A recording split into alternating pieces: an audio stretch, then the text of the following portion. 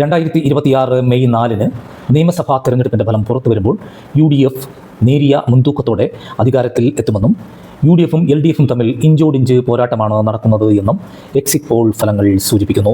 UDF 40% vote വിഹിതത്തോടെ 69 മുതൽ 78 seat വരെ നേടുമെന്നും LDF 38% vote വിഹിതം നേടി 64 മുതൽ 73 സീറ്റ് വരെ നേടിയേക്കുമെന്നും NDA 20% വോട്ട് നേടുമെന്നും 7 മുതൽ 11 വരെ സീറ്റുകൾ ലഭിക്കുമെന്നും എക്സിറ്റ് പോൾ ഫലങ്ങൾ സൂചിപ്പിക്കുന്നു. വോട്ട് രേഖപ്പെടുത്തി പോളിംഗ് സ്റ്റേഷനിൽ നിന്ന് പുറത്തിറങ്ങുന്ന വോട്ടർമാരോട് അവർ ആർക്കാണ് വോട്ട് ചെയ്തത് എന്ന് ചോദിച്ച് നടത്തുന്ന സർവേയാണ് എക്സിറ്റ് പോൾ. തിരഞ്ഞെടുപ്പ് ഫലം ഔദ്യോഗികമായി പ്രഖ്യാപിക്കുന്നതിന് മുൻപ് ഏത് പാർട്ടിയാണ് വിജയിക്കുക എന്ന് പ്രവചിക്കുവാൻ മാധ്യമങ്ങളും ഏജൻസികളും ഇത് ഉപയോഗിക്കുന്നു. ന്യൂസ് ചാനലുകളും പത്രങ്ങളും ഇത്തരം സർവേകൾ നടത്തിയാണ് ജനവിധി പ്രവചിക്കുന്നത്. എന്നാൽ എക്സിറ്റ് പോൾ ഒരു ശാസ്ത്രീയ പ്രവചനം മാത്രമാണ്. ഇത് പലപ്പോഴും യഥാർത്ഥ തിരഞ്ഞെടുപ്പ് ഫലവുമായി പൊരുത്തപ്പെടണമെന്നില്ല. നെറ്റ് മലയാളം ന്യൂസിനു വേണ്ടി ഷാജഹാൻ, തിരുവനന്തപുരം.